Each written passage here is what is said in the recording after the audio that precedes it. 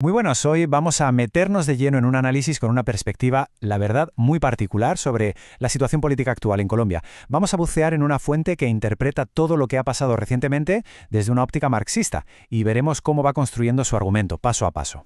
Bueno, la fuente arranca así, sin rodeos, con esta frase que es toda una declaración de intenciones. El autor no se anda con chiquitas y pone las cartas sobre la mesa desde el principio. Lo que estamos viendo es el fin de una era muy concreta en Colombia, y usa un lenguaje, como veis, durísimo para describirla.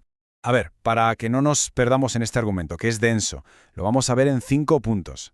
Primero, la fractura política dentro del país. Luego, el tema de la abstención, que es clave. Después, cómo se conecta esto con un movimiento global. Seguiremos con la crítica que hace el autor a otros gobiernos de la región. Y por último, su conclusión final, que es un llamado a la acción. Venga, vamos con la primera parte. La idea principal aquí es que lo que hemos visto en Colombia, los estallidos sociales, los resultados electorales, no son cosas sueltas. Según este análisis, son las piezas finales que marcan el derrumbe de un sistema de poder que llevaba ya muchas décadas funcionando. Y aquí está el término clave de todo esto, uribismo.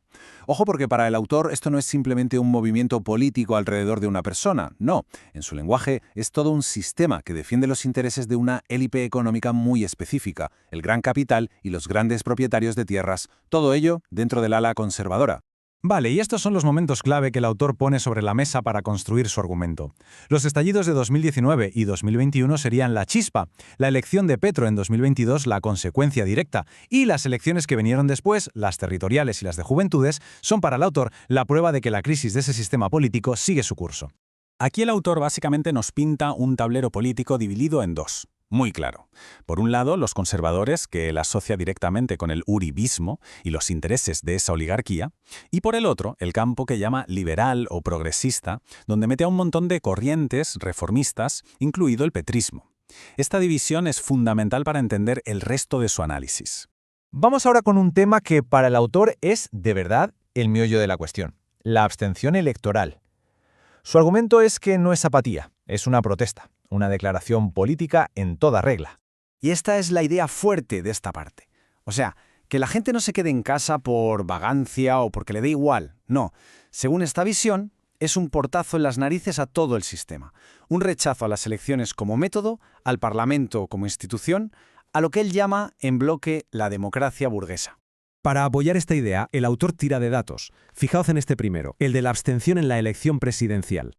Y ahora, mirad este otro, el de las elecciones territoriales, que fueron un año después. Si lo vemos así, en un gráfico, la cosa queda clarísima. Estamos hablando de cifras casi idénticas, en torno al 41%, tanto en las presidenciales que ganó Petro como en las territoriales del año siguiente. Para el autor, que casi la mitad de la gente no vote en dos elecciones tan diferentes, es un mensaje político muy claro y muy constante.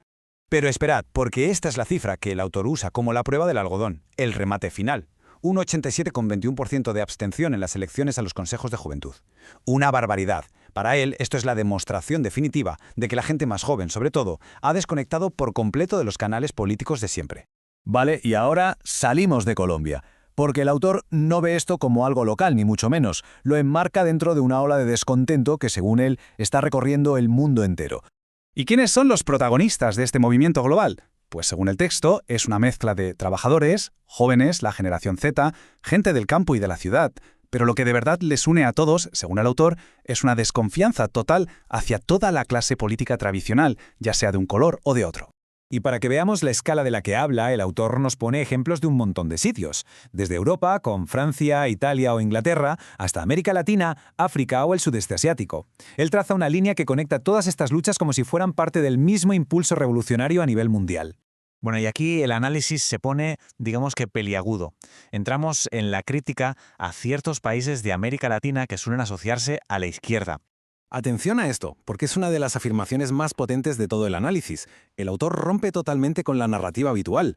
Su idea es que estos regímenes, a pesar de lo que dicen, nunca han sido socialistas. Sostiene que lo que tienen no es socialismo, sino un capitalismo de Estado controlado por una dictadura, donde la explotación económica sigue existiendo, pero bajo el mando de un partido único.